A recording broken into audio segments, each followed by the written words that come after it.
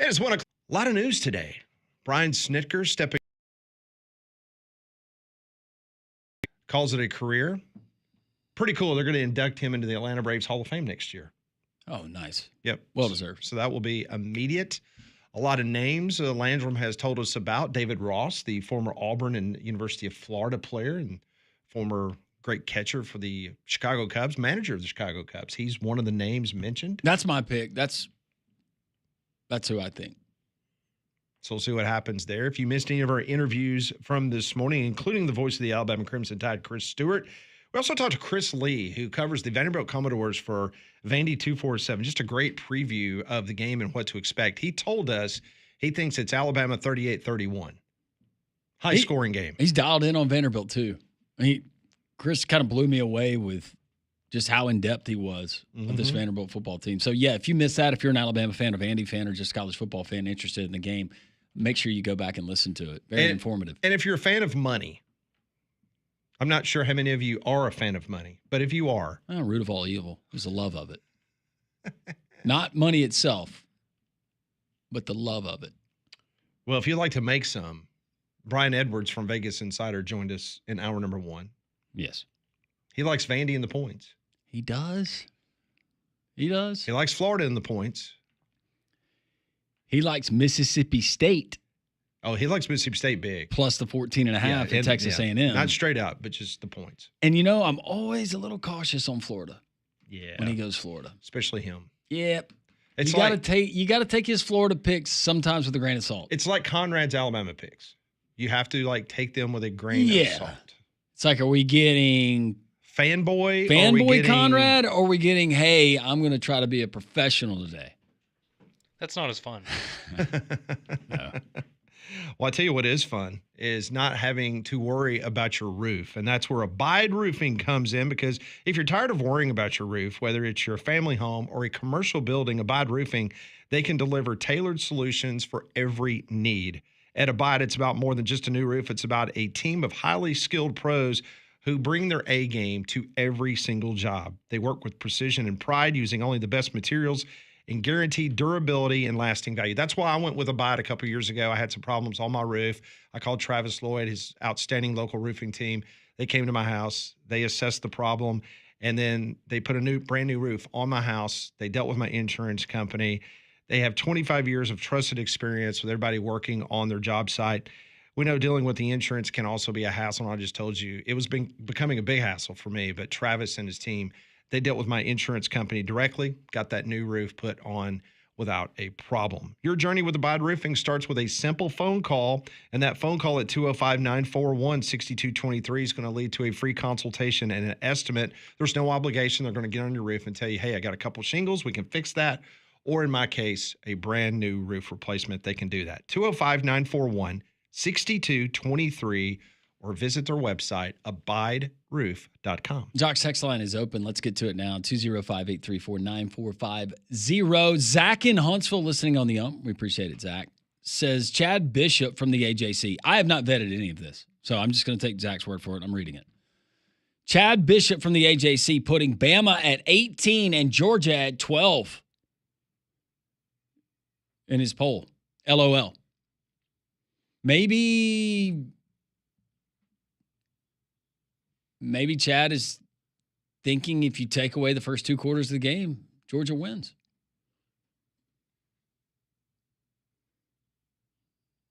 That's the only way I can rationalize it. Auburn Turner texts in that Vandy has played a soft schedule. South Carolina is the best team they played. Bama 38, Vanderbilt 16. 2024 SEC crew called only 3 penalties on Vandy for 20 yards. Turned a blind eye. Vandy offensive line holding to free up Pavia to run. Pure incompetence. Maybe Alabama will get the Oklahoma-Auburn crew for the Diego Pavia game. I have not checked. I haven't either. I did not see them. Game assignment? Anywhere this previous weekend. I wonder if they're anywhere this week.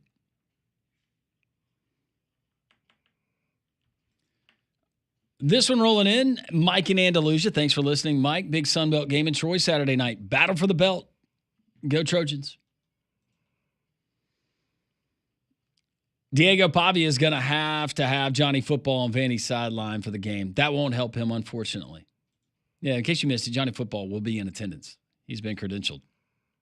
So does Diego Pavia use Johnny Manziel the same way that Ryan Williams uses the stuffed animal? So like an emotional support thing?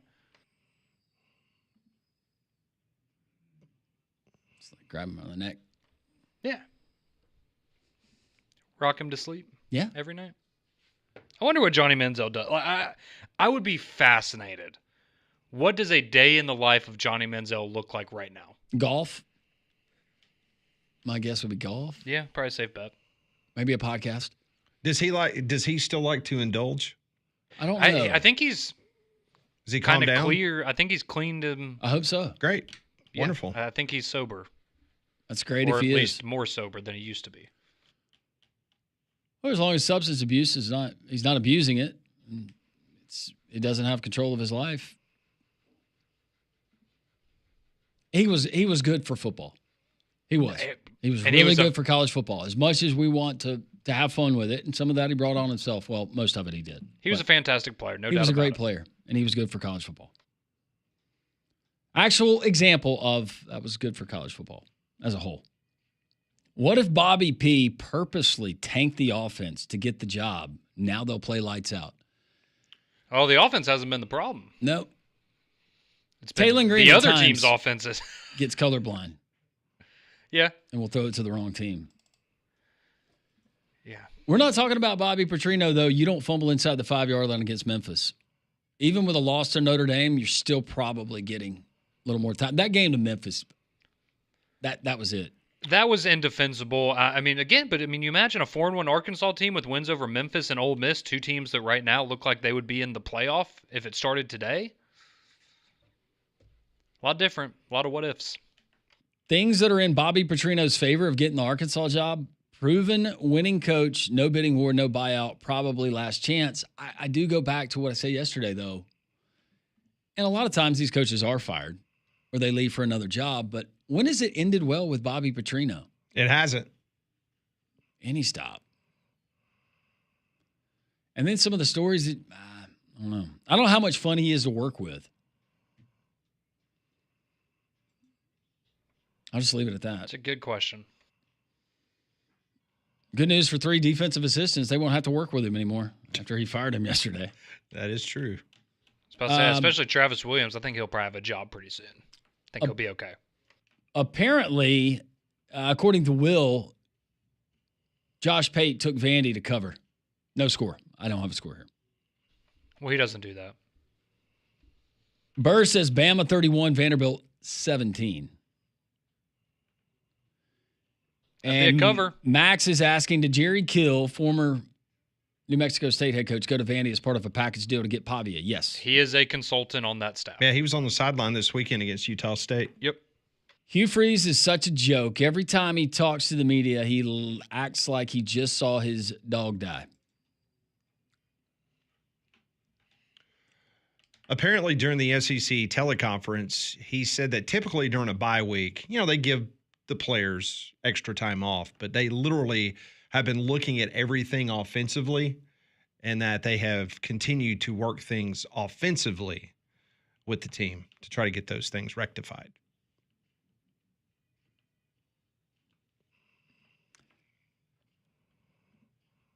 From the state of North Carolina, one text, bring back Ron Washington. Also another one, quoting Hugh Freeze, in reality, we could be 5-0, chances to win both games, a little better coaching, make a few more plays.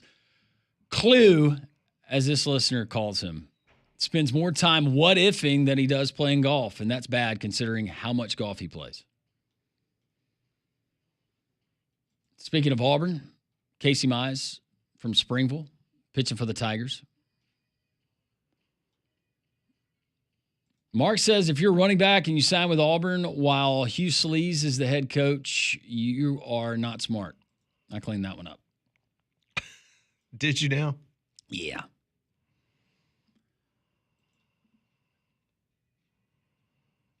Auburn is one good head coach away from a winning season. That's actually pretty good.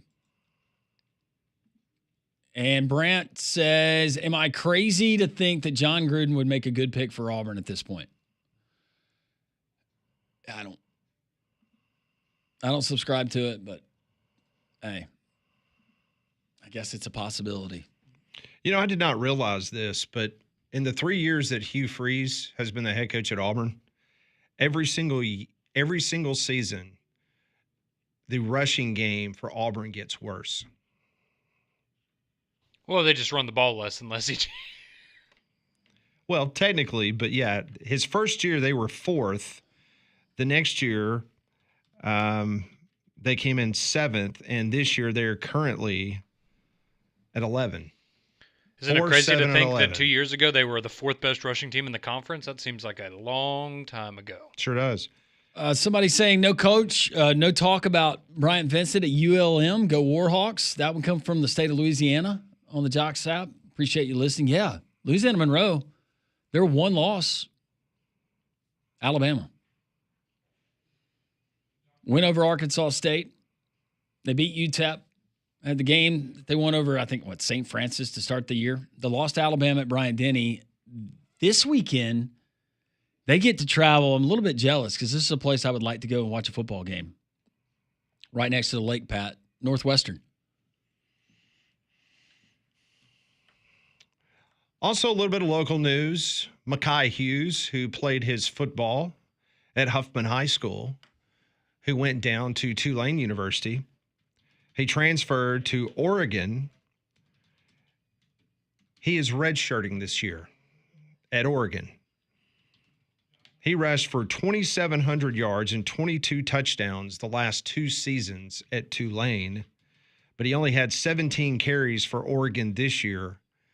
And so he is asked to be redshirted, and the Ducks have obliged him. So he will be a redshirt. He's playing up there with his brother. His brother plays for the Oregon Ducks. Daryl, a lot of motorcycle references, Bobby Petrino. Do you think that Bobby Petrino will be banned from having a motorcycle this time around? I'm guessing he probably doesn't ride them anymore. Motorcycles.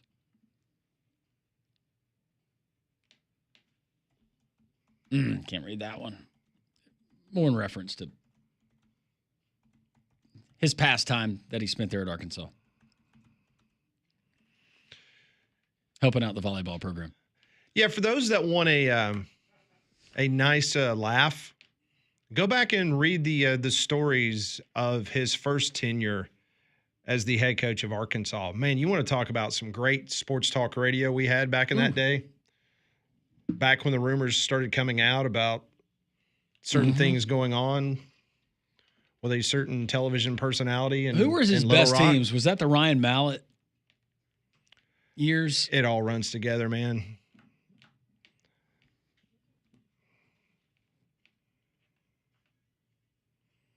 Yeah, but go back and read some of those stories.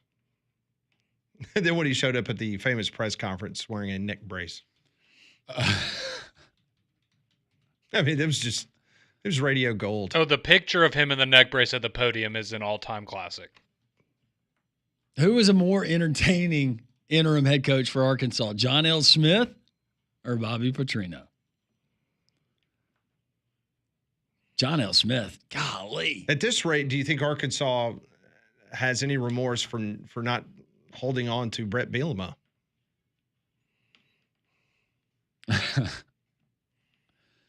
I don't know. They didn't after that Indiana score rolled in a couple of weeks ago. But yeah, maybe so. Arkansas was 11-2 under Bobby Petrino in 2011. In 2010, they were 10-3. And that was when Ryan Mallett was there, by the way. 34-17 in his 5 seasons at Arkansas. I don't think the question was ever if he could coach. No. It was, I think the question is how soon before it turns. Because there is a more recent example of him going back to a place where he previously coached and asked the folks at Louisville how that went in 2018.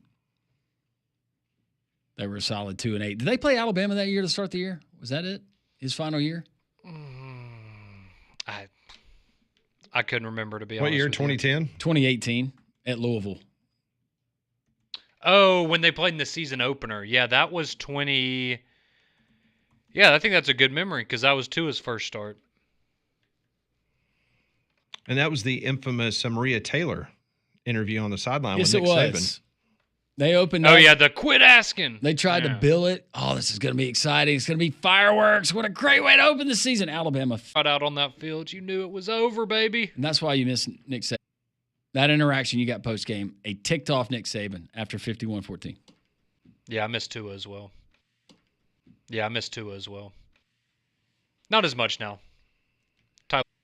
Not as much now. Ty looks nice. We'll get to more text, phone calls. Those are waiting patiently on the phone line. We'll get to you as well. 800-239-WJOX, three-man front on this Wednesday right here on your home for college football and more. Jocks.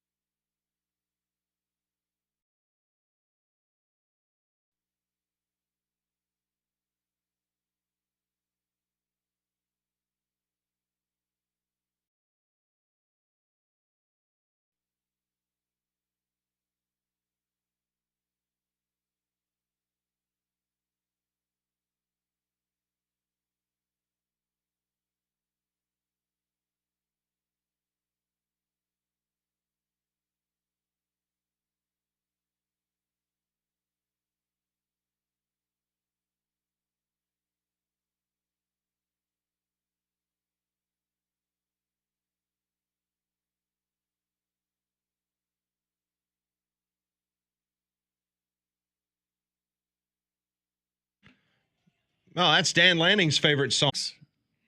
Remake? Parody? It's an interpolation. Interpolation? Return of the Quack. That's a good way to put it. Oh, but this was back. This came out in 2010, so the year that they got lost bounced to by Auburn in the national championship game. This was their theme song. I've told this story a million times. The Oregon fans were, you just lost the national championship game on a last-second field goal, and you're walking out of the stadium. And I remember looking. They're helping Auburn fans gather their things. I was telling Paul, I said, Paul, we need to get out of here. He's like, well, why? We got to get out. And I said, our flight wasn't supposed to leave Sky Harbor for a couple hours. I said, Paul, we got to get out of here. He goes, tell that story. He's like, what are you talking about? What are we? And I said, because, these fans, they just lost the national championship by a field goal. We got to get the hell out of here. Paul's like, oh, okay, well, I guess you're right. So we made our way out of the stadium, and unfortunately, we ran right into a bunch of Oregon fans, and both of us are so used to SEC fans after a tough loss. Yeah. They're like, oh, man, it was great being here. Yeah, they're just happy they had an opportunity to play. It was either that or they were high, one of the two. Good chance, both. Yeah, probably. But they were just so laid back. They were just like, man, it was really cool. It was really great to be here. And Glendale and Tempe. And that was a great place to hang out. Because I had an opportunity to go, but I had something else that I was committed to do. And I had a buddy that called me from Glendale, and the first thing he said was, man, these Oregon folks are different. They were so happy to be there, and a great fan base. Yeah. But I just had never been around a team or a fan base that had just lost the national championship on a gut-wrenching last play of the game. And they're like, okay, cool. Maybe we'll be back here. See, that's how Texas A&M, when they came into the SEC, my encounters with their fan base, they were so nice. I'm sure they're nice. They're still nice. But it was, hey, you guys just beat us, but golly, what a great experience. Go SEC. We'll see you next year. That's changed. Well, I think there's one fan base. Well, there's a bunch of fan bases, but one fan base, one of them in the SEC, that would not be happy after a loss. That would be the South Carolina fan base. And how can you find out for yourself? By winning a ticket package to Columbia, South Carolina, to see Alabama take on the South Carolina Gamecocks. That's right. Jocks and Total Sports Travel are giving you the chance to go see Alabama take on South Carolina in Columbia later this season. One lucky winner is going to score a trip for two, including round-trip airfare, a 2-night stay at the Ryder Hotel in Charleston, 2 tickets to the game on Saturday, and transportation to and from the stadium. All you have to do to win is listen closely. You're going to text the keyword TIDE, T-I-D-E, like Crimson Tide, to 205-834-9450. Again, text the keyword TIDE, T-I-D-E, to 205-834-9450. And don't miss your shot at the ultimate game day experience, courtesy of Total Sports Travel and your friends right here at Jocks. It was pretty cool because a couple weeks ago, the winner of the Auburn trip to Norman, Oklahoma came by. Yep. Joined us at Social Taco, and just could not have been more happy and pleased with his trip out to Norman. So take that opportunity. And the keyword is TIDE, T-I-D-E. TIDE, T-I-D-E. I'm guessing that's going to be a night game at Williams-Brice. Have they announced that? It's a flex. It's either going to be the midday or the night game. But that game, Sandstorm. Maybe one that you would sweat going into the season. That one feels a lot more manageable now. I think every game the rest of the season for right. Alabama, every single week. I don't think it's for Alabama. I think it's for everybody in college football. Yeah, it's especially in the SEC. Yeah, I would just say this. I really need that to be a midday game because that's the day that me and my wife are celebrating our anniversary. It'll be our 3rd wedding anniversary, which is very exciting. Very excited about that. Ooh, You've only been married 3 years? Yeah, only really? 3 years. Yeah. Seriously? We got married the same year, right? I got married before you? Yeah, we got married in the same year, didn't we? Okay, yeah. We did. You got married in the fall. You got married in the fall. I did. I had to go and do the Western Kentucky game. That's right. That's why I couldn't. Because you hate my wife and you didn't want to come to the wedding. That's not. No, we got you guys gifts. You did. It was very nice of you. We use your gift, by the way, all the time. The toothbrush. Yes. Well, it was a 2-pack, so I'm still on the first one. I'll break open the second one after the 3rd. Well, it's engraved with a special message on the back. I don't know if you've read it yet. Oh, thank you. I look forward to that. But yeah, I need that game to be a midday game because got anniversary dinner and stuff that night. You people that get married during football season. Is that what you call it? Yes, that's what we call it. I laid it out, and I said, you are going to have to prepare to deal with this for the rest of our lives, hopefully, unless I get fired. Sounds very familiar. Yeah. It does, doesn't it, Pat? Yeah. Mine was September 7th. We seem to be in a little bit of a similar boat. That is the only, I can honestly say, since I can remember being alive, the only Alabama game I've missed was when they played Mississippi State the day after my wedding because I was on a plane. And I know that you guys venue, whatever, and you run into things, and I get it. But that was the first comment out of my mouth. It was, all right, well, anytime we're just not doing it during football season. And she agreed. Because guess what? Her family, they're big football fans. She's got a football family. They wouldn't be there. They'd do it in June. At least we did ours on a Friday night, so it didn't interrupt anybody's ability to watch the games on Saturday. All right, let's get to the phones. 1-800-239-WJOX. Who you want to go to? Let's go to Lee first. Lee. Hey, thanks, gentlemen. For can you hear me? Absolutely. We got you. Are you driving the rig today? What are you doing? No, I'm actually sitting right now, but I have to say this just shows me how much of a long-time listener I am to WJOX, because I remember, Conrad, when you were thinking about proposing to Paige. How about that? Okay. Yeah, it's been a long time. And yeah, it has. So, I mean, it's like, wow, I didn't realize it. You make me feel old, and that's not a good thing, but it's okay. It's all good. But I'm so happy that y'all are having such a great marriage, man, because trust me, marriage it's underrated. And I have 4 kids because of it. Don't know who the mom is, but it's okay. Anyway. That's good. That's good. But in all seriousness, so, guys, what I wanted to ask y'all about, Napier is on the shortest leash known to mankind, and y'all are always spot on with y'all's picks, with what y'all think the strength is, where y'all think coaches are going. Napier's going to get fired. Who do you think is going to take over for the Gators? Oh, man. 5 years ago, Lee, it would have been much easier. Heck, I think it was 2 years ago. It'd be a lot easier. Maybe even 2 years ago. That job, and there's a lot of jobs like it because the money and what it is at some of these places because of media deals and the infusion of money. I don't see them going and getting an elite coach, an elite Power 4 coach that has a built-up resume. I don't see them doing an LSU where they go and get a Brian Kelly. I don't see it. Okay. I do think that Florida can absolutely attract a fantastic coach, but I just if you're a Florida fan and you're thinking that you're going to get that grand slam, oh my gosh, we just got Urban Meyer hire. I don't think that that's realistic. So no, but what you have to understand is the thing that I'm thinking of, and I've said this, and I don't know if y'all remember me saying this about lose for Lane. Yeah, I do remember that. Yeah, for a long time. Okay, yeah, and I mean and Pat, by the way, I don't know if you remember this back when you were still working with Paul. I came on there and said my name was Bubba, and I said, "Yeah, Paul, I'm going to ask him why you're hating on my Florida Gators." He said, "I don't hate on anybody." He went off on me, man. I don't know if you remember that when you were still producing for him. Yep. That was years ago. Yep. But I just thought that. Do you remember that? I do remember that. Absolutely. Yeah, there are certain things that I do remember during that time.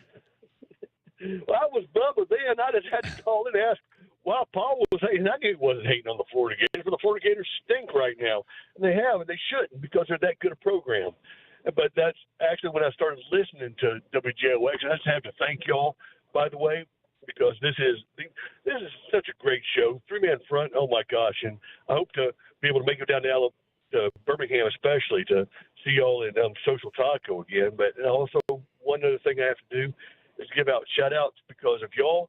I have a new friend in Don. He's a great guy. He really is. Even though he's an Auburn fan, which means Alabama usually beats us around November. It's okay. The fact is that, they got the great colors. There you go, orange and blue. Yep. Yeah, but the Gators, they are in another losing season, and I hate it for us. But I as you can tell, I'm speechless right now because the Gators stink so bad. I don't know what else to say. I don't think you're getting Lane Kiffin. Kiffin. I don't want to hurt your feelings, but Lee, just I don't believe that Lane Kiffin leaves Ole Miss to go to Florida. I don't, unless Florida is willing to pay him $20 million. I don't know why he would. Sorry. Let me reach down in my pocket and pull out the 20 cents I have. Maybe I can help forge it, but that's about all you got. What you got to do is you got to get Landry away from Witt, and you got to find her a new boyfriend that's in Gainesville. That's how you get Lane there. Ah. Okay. Well, there we go. So or a package deal, convince Witt that he's going to transfer to Florida along with Landry and Lane. Well, you see right there, you give me the formula, and I'm going to start working it. All right. So thank you. So, but like I said, that's why y'all the smartest show there is on the planet. Thank you so much, gentlemen. We have as much fun or more than anybody. Thank you. We appreciate it, Lee. Let's go to Robert. He's in Greenville. Hey, Robert. Hey, y'all. How you doing today? We're doing well. How are you? I'm good. Listen, I think the key to Alabama beating Vanderbilt Saturday is I think that the focus has to be on the running game. Now, I know that Diego Pavia's got some improved receivers, which they say has more speed, although I don't know if they have Alabama or Georgia-like speed. But my biggest concern going into this game is if a running back for Vanderbilt, Cedric Alexander, for example, decides to cut it outside. And I know that Chris Stewart, and I know he does a great job, was talking about some of the guys that have started to develop, like the Green kid from Colorado and a couple of other fellows he mentioned I hadn't thought about. But I'm just concerned about them running up the middle, too, because you're not going to have James Smith for the first half. And I think the other key for Alabama is you've got to get them in the red zone. You've got to stop them in the red zone from scoring touchdowns. And third down, you got to win third down because this is going to be a four-down game the way they want to run the football and they want to throw off play action. And defensively, I think I'm not as concerned about Vanderbilt's defense. I mean, they gave up 35 points to Utah State. Compare that to Texas A&M, who did a better job against them when they played Utah State earlier in the season. But I just think that I had a friend of mine tell me, oh, they got to stop that shovel pass. Yeah, that's a part of their offense. But, look, the main thing I'm concerned about is can you stop the run or contain it at least and put Diego Pavia in the third and long situations, and not only that, but win the turnover battle. And on offense, I think the key is going to be establishing the running game. And I know people aren't happy about 117 yards against Georgia, but they attempted to run it 37 times, and that's kind of an NFL kind of running attack that Alabama had to have Saturday. I'm hoping maybe they can get 140, 150 yards rushing, but I do think Alabama can attack the Vanderbilt secondary. Yeah, and that's something we talked about. Thank you for the phone call about with Chris Lee. And he said if there was a deficiency or maybe an area that they would like to see improvement in his staff, that would be the Vanderbilt secondary. And that could be a problem against Ty Simpson and that offense on Saturday. We'll continue. Three-man front rolls on Jocks.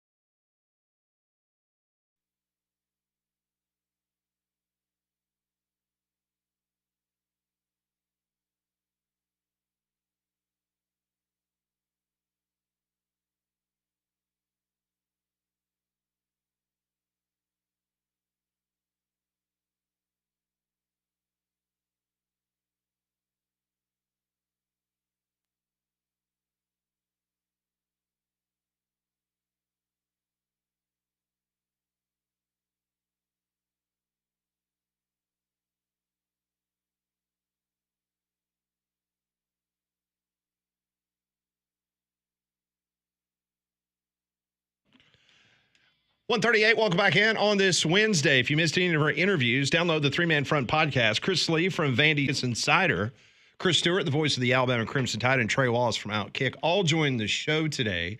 Tomorrow we will continue our preview of Alabama and Vanderbilt coming up this weekend from Bryant-Denny Stadium. And we'll continue with that fun and frivolity as the week progresses. Well, it is that time of year again where you might be running the AC during the day but having to turn the heat on at night. And we all know that puts stress on your home comfort system, and that's why you need a Train today. They've been named America's most trusted brand for 11 consecutive years now, so you know that you can count on the reliability of a Train to keep both your home and family comfortable for years to come. Go find out more information by visiting them online at train.com. So the college football television ratings came out late yesterday afternoon.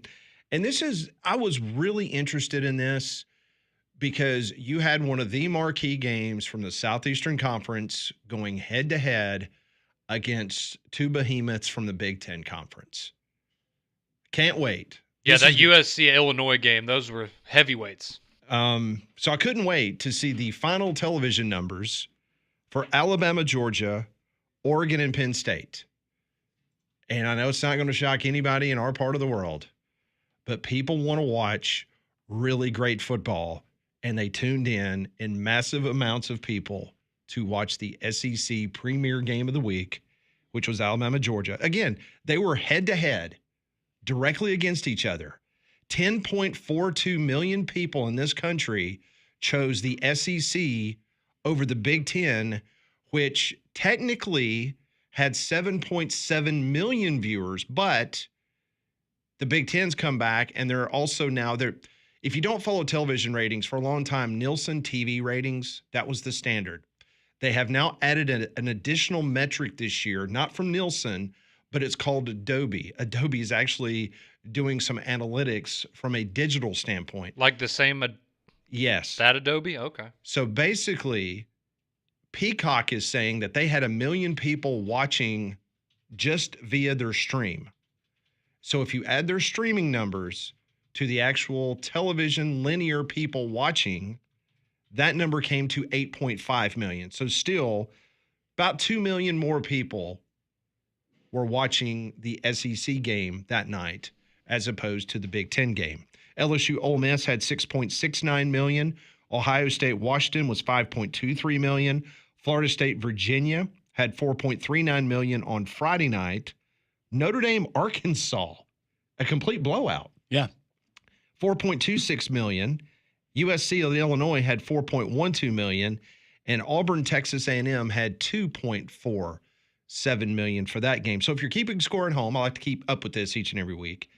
The top 10 college football games of the year so far, Texas, Ohio State, followed by Georgia, Tennessee, Notre Dame, Miami. Bama, Georgia is now the fourth most watched game of the season so far.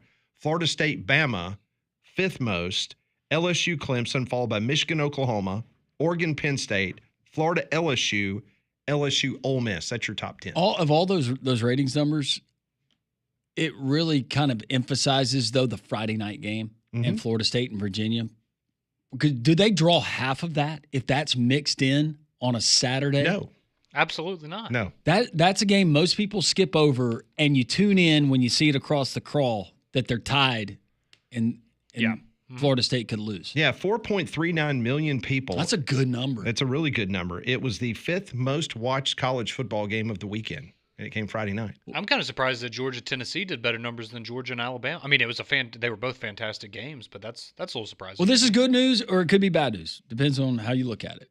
But it appears that the public, the college football fans in this country, they have not all walked away from the game due to NIL and the transfer portal. Perhaps. You mean just like all those NFL fans that abandoned it? Never watch it again. So Fox Television only has one game that they broadcast in the top 10. It was the very first one, which was Texas and Ohio State. NBC has one. That was Oregon, Penn State from the other night. But all the other games are on ABC. But how is Big Noon Kickoff pregame show doing as opposed to? It's still getting beat by like 1.5 million viewers every Saturday. It takes time. No, College Game Day last year and this year, record numbers. Like 3.5 to 4 million people watching on a Saturday morning. That's really, really good. Yeah. I mean, they're up like 30% from last year. You get Portnoy to start doing dives off the platform at some aquatic center. I just don't want to see McAfee get naked again. No. 2 weeks ago, he got in a Speedo, jumped off the high dive at Miami last week. Why was he taking his shirt off at Penn State? Shirts are itchy, Pat. He took his shirt off and he stood up and he was drinking some beer that LeVar Arrington was pimping. So he was. I know. No, you're right. I mean, I didn't make that up. That's but it's what they were doing. It's a fair question. Why was his shirt off? Because I didn't see it. Was there a reason? It's Pat McAfee. I mean, I'm not saying this is good or bad either way, but I mean, the guy does a live television show in a wife beater every day. So, I mean, McAfee. Maybe it's just Could just be itchy. Yeah. He likes to be free. There's certain days that I don't want to wear a watch. It bothers me to have a watch on. Keep it on. There's children around. We will continue with this Wednesday edition of Three Man Front.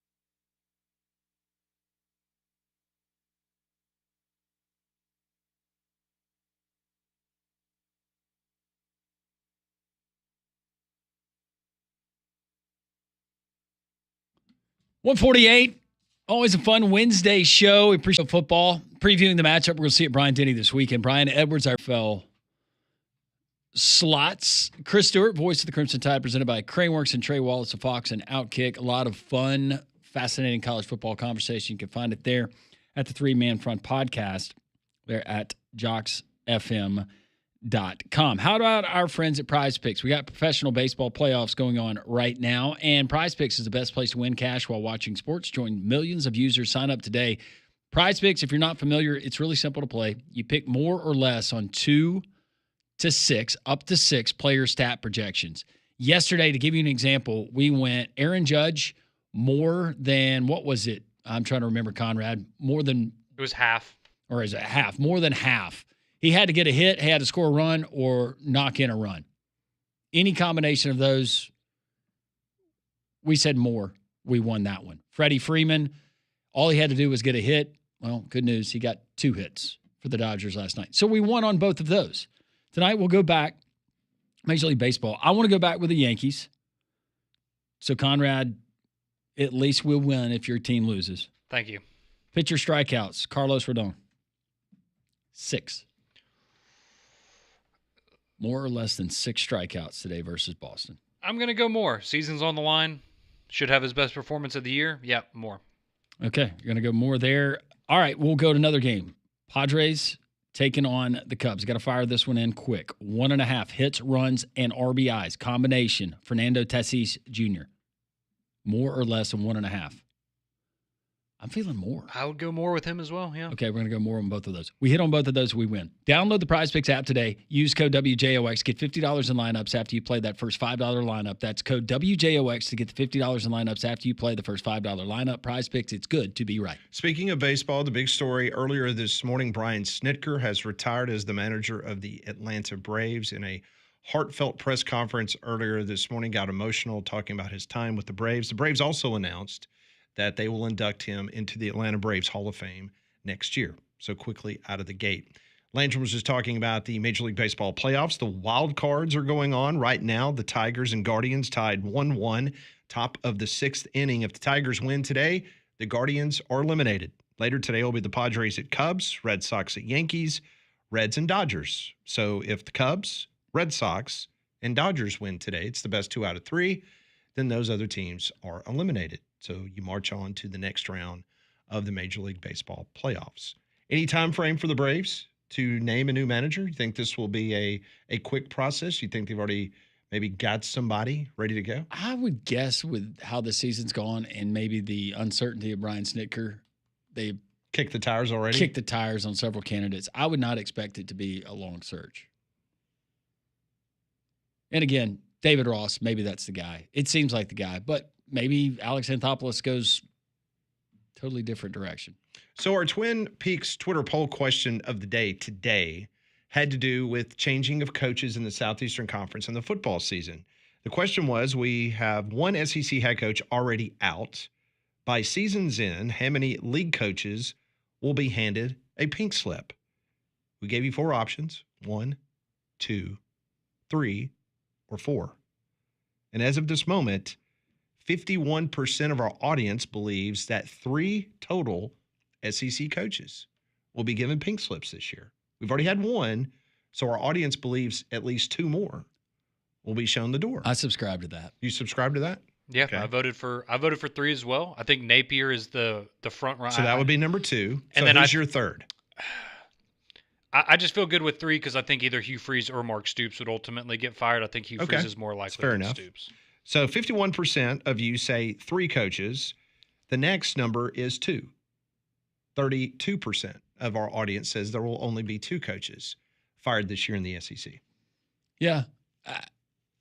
And I wonder, and you said fired, but do we get other coaches that resign, mutually agree to part ways, go and take another job? Like a Mark Stoops, if he said, hey, we'll mitigate whatever you guys owe me, I want to go take the Iowa job because Kurt Ferentz has decided that he wants to finally hang it up. Hugh Freeze says, you know what? Nope.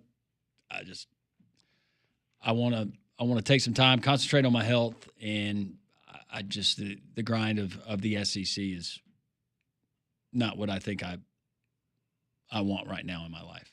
Maybe that's the situation where he's able to leave. If he does leave, Auburn can win out the rest of their games. Not saying they can't turn it around, but we're speculating, and that's what we do for 4 hours a day. And maybe I'm just having a big old brain fart right here, but we didn't have any coaches fired last year in the SEC, correct? No. So it feels like maybe you're a little overdue for some of those guys. For 5 weeks, we had Billy Napier fired. Well, yeah, we thought. Then we realized. We got really close. Wow, he's going to keep winning. Who else was close last year? I think Pitt is always. Yeah, Pittman was kind of close. I think we all knew Hugh Freeze wasn't going to get fired Venables, there was last some year. question about Venables. Yes. Well, They said, no, they'll give him another year, but he's got one more year. Yeah, it was I hate to say this, Conrad, but I think the Alabama win went a long way last year to at least give him one more year, and look what's happened. No doubt about it. No doubt. I'm glad that we could help you, Brent. You're welcome. Think about that win. I'll do this year for him. Kidding, Conrad. Golly. Conrad just has to get through Saturday first. I have a newfound. I hope Alabama gets through Saturday. I don't think I'm ready for Monday if they don't. I have a newfound appreciation for taking things week by week and enjoying the victories that do come because nothing's guaranteed anymore. So can we space out the catastrophic losses? How about we just don't have another one this year? We already had one. If you're going to lose competitively. It's not up to us, Conrad. Yeah, we don't have any say-so in that. We have a little say-so. It's up to those 22 young men. Giving maximum energy and effort. Every single play. Play for the guy next to you.